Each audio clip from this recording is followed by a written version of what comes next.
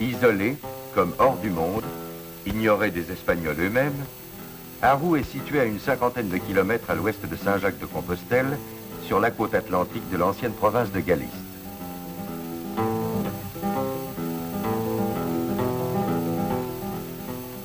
Surprenant port que celui des pêcheurs de rochers. Ici, aucun filet, nul abri naturel pour les bateaux pratiquant la pêche au large. Le besoin de survivre, le besoin de vivre, confine les êtres sur le littoral, entre le ciel, la terre et les flots. Ils sont là 400 du peuple de la mer. Jour après jour, ils vivent à la limite de la pauvreté. Ils ne demandent rien. Bercés dans quelques rêves, les grands-mères manient encore le fuseau. Le varech, riche et gras, abandonné par le flux, sert d'engrais à leurs minuscules champs de pommes de terre et alimente leur foyer.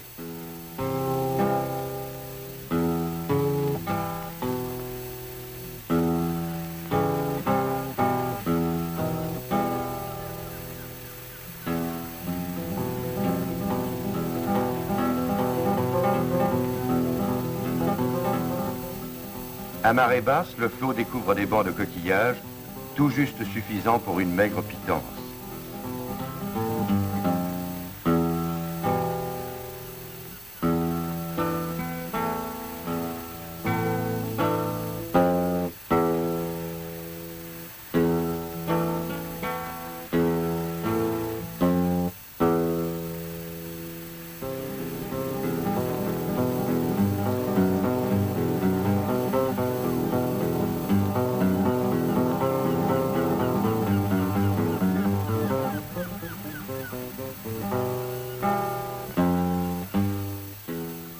Seule la pêche aux crustacés dans les eaux du Ressac permet un gain plus substantiel.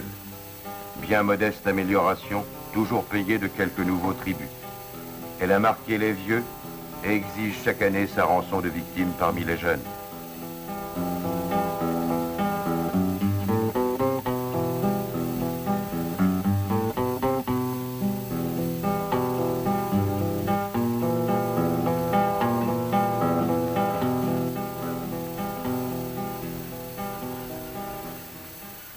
Pour la sécurité de sa famille, pour son existence elle-même, chaque pêcheur d'Arroux doit livrer son combat quotidien.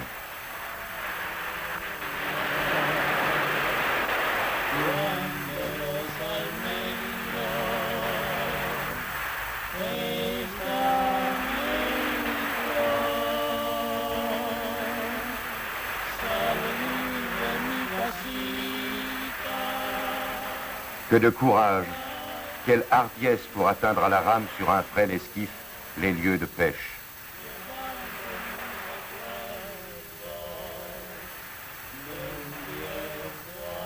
Les voici, rochers solitaires et farouches.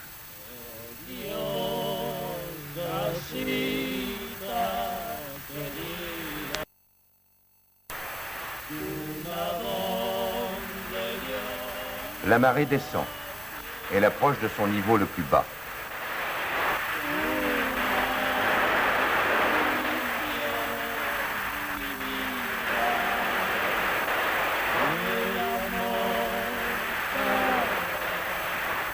Déjà, dans le champ de vision de ces rudimentaires lunettes sous-marines, les trous de pêche des crabes et des araignées de mer apparaissent à portée de la main.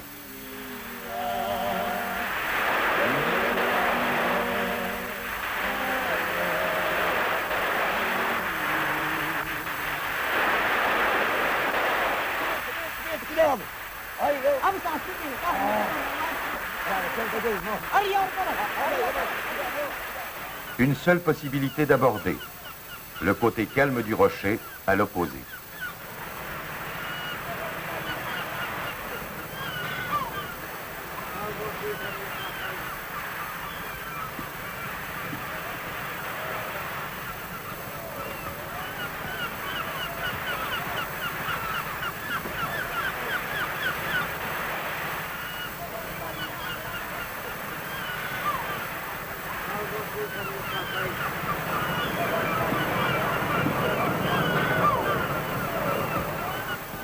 L'heure de la chasse est venue.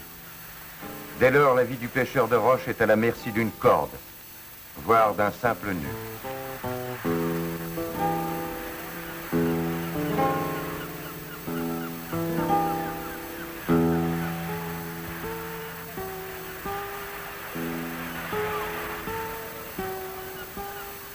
Juan, le père, Pedro aux mains rudes, José, la vigie,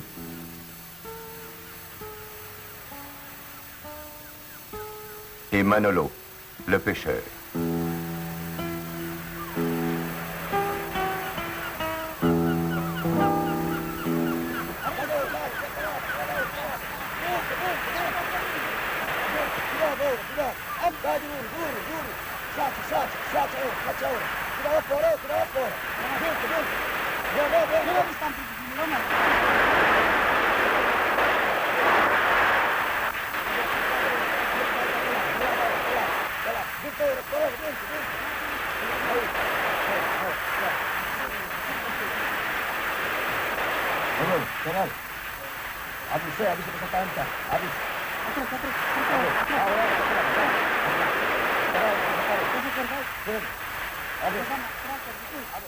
Manolo mesure la mer, sonde la force incalculable du flot mugissant.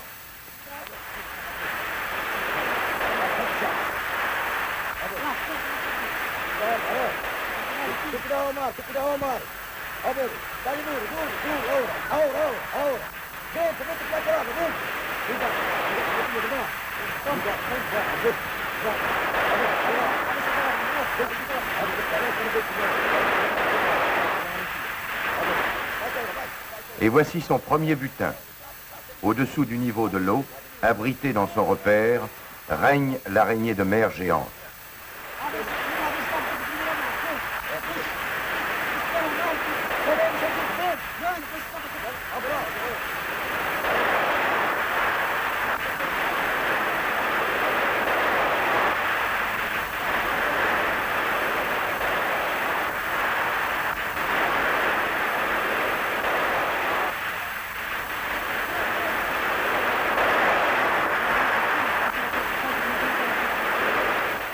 Pendant une heure seulement, avant que la mer ne remonte au galop, le fond livre sa prise à l'audace.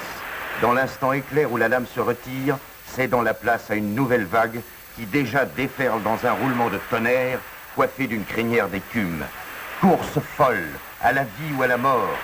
Course contre la mer et contre le temps.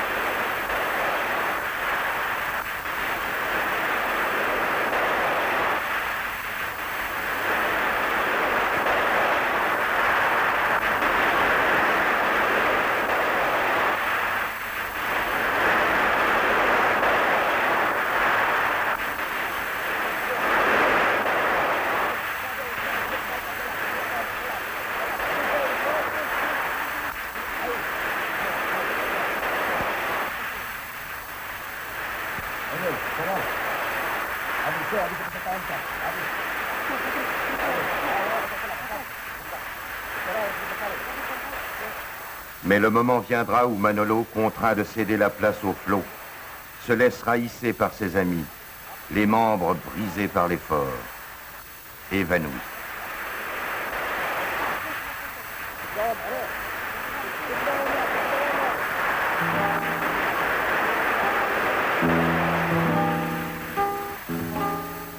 Le danger vaincu, le butin récupéré, crabes, araignées de mer et ces savoureux percébès seront livrés demain aux tables des gourmets qui les préféreront aux huîtres et aux langoustes.